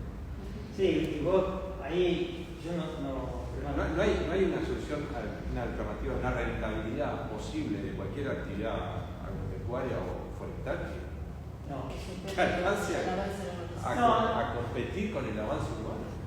Digamos, planteándolo en términos muy ideales, Argentina año verde. Vos podés tomar como referencia otras situaciones. A mí me ha pasado agarrar y claro, cuando uno, digamos, si vos te acostumbras que toda tu vida viste que la vereda está sucia y vos vas a una ciudad, para vos la vereda de la calle está sucia porque creciste con vereda sucia y nunca te entra en la cabeza que las veredas pueden brillar. Hasta que vas a Mendoza y en Mendoza la vereda brilla.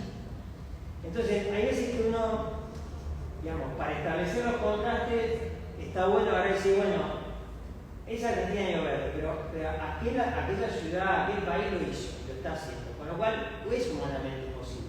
¿Y por qué lo logran hacer? Porque tienen un montón de cuestiones resueltas o tienen un montón de capacidades que nosotros no tenemos. En términos de lo que vos planteás, en la parte propiamente urbana de La Plata, a mi modo de ver, La Plata tuvo un patrimonio forestal espectacular o muy bueno y hace 40 años que tiene un deterioro sostenido y no hay administración que le componga por X circunstancias. Entonces vos ahí, y te diría que está en un nivel de deterioro, no sé, de 1 a 10, estamos en 5, estamos 5, 6, cada vez peor. Y ahí hay muchas cosas por mejorar, hay un horizonte y hay capacidades, porque de hecho están, digamos, en Argentina se sabe manejar mejor la nube urbana. Y en la parte periurbana, digamos, pensando en el año verde, yo te planteaba la forestación, ¿en qué contexto? No en un contexto que vos a un propietario en la Cuenca Alta le digas, mire, tiene este modelo de negocio que es tan rentable como la ganadería equina, o le va a dejar el 80% de lo que le deja un invernadero. No.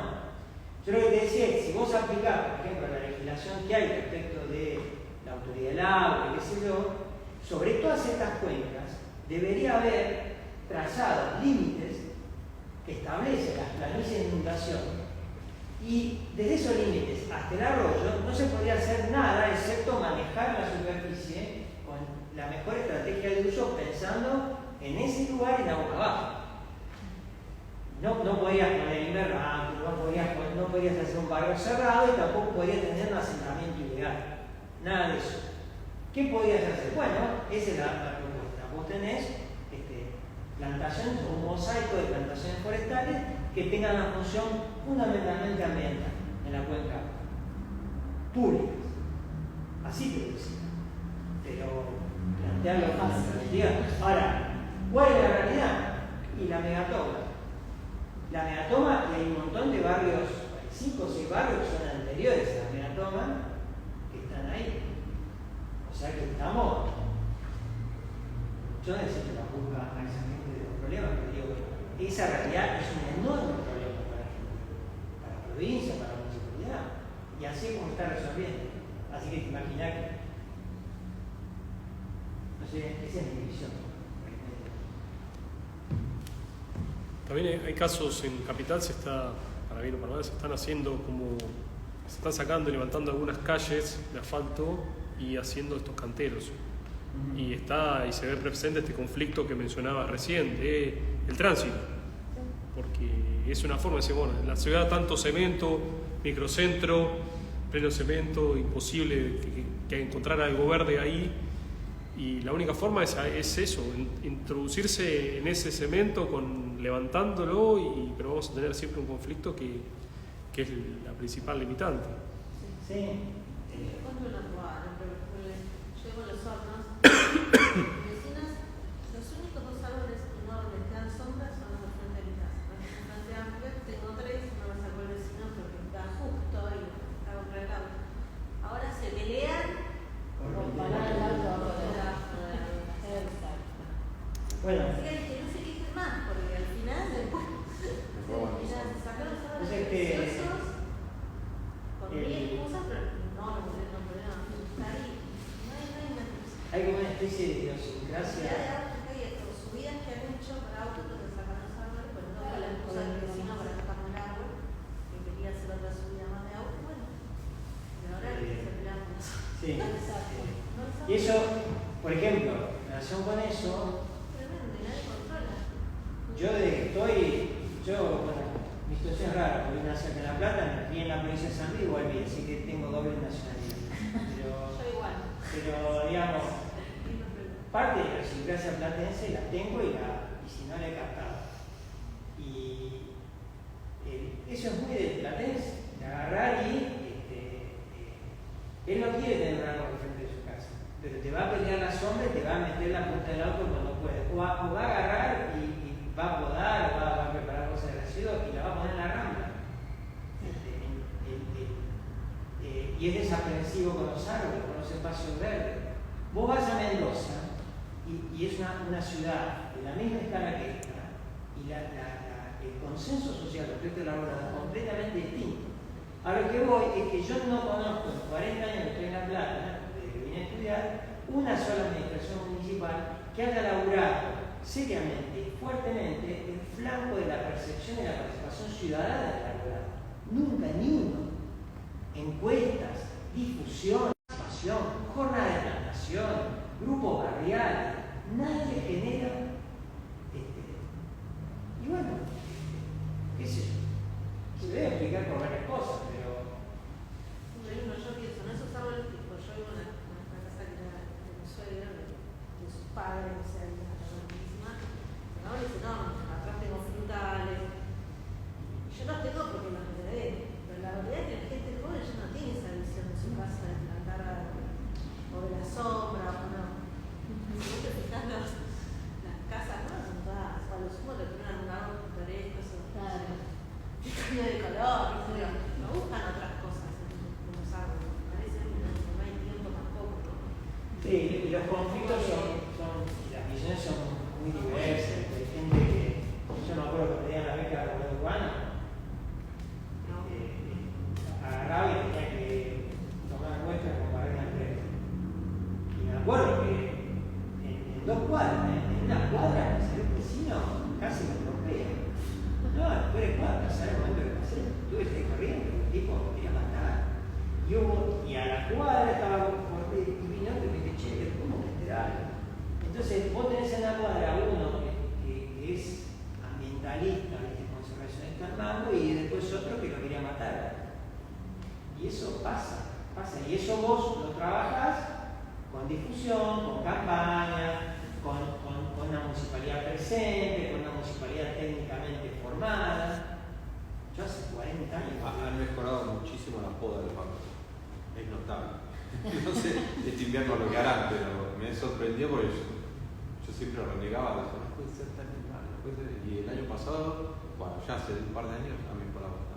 No sé qué pasó. Sí, lo que pasa es que están poniendo una empresa que. Porque antes realmente los mutilaban, ¿no?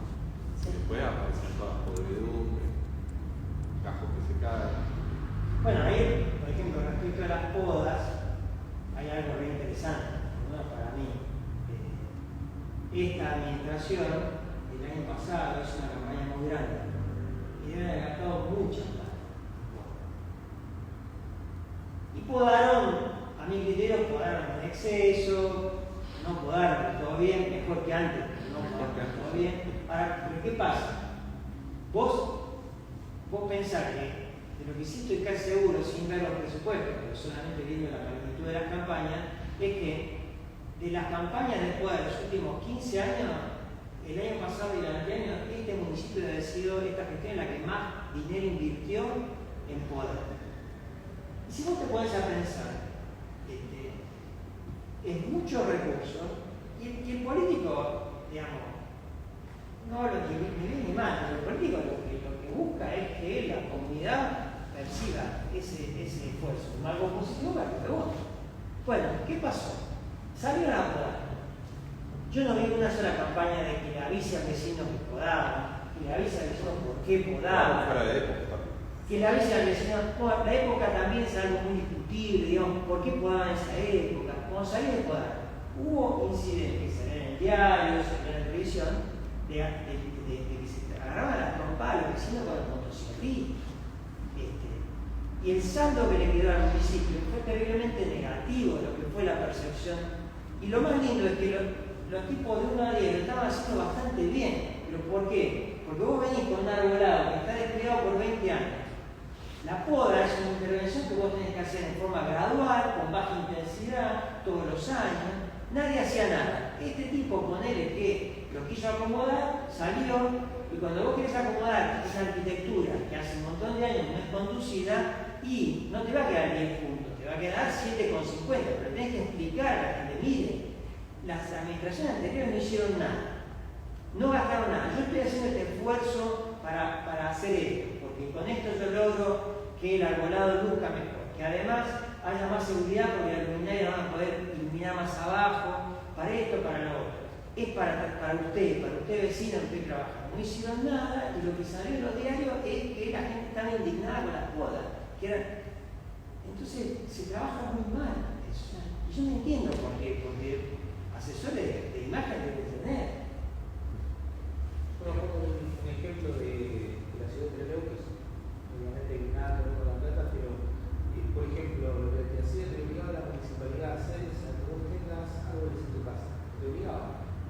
Y de hecho no te podían, no te dejaban elegir las especies, porque te daban un menú y yo tengo diagramado por calle, claro, cuáles eran las especies que iban y vos no tenías que cuidar.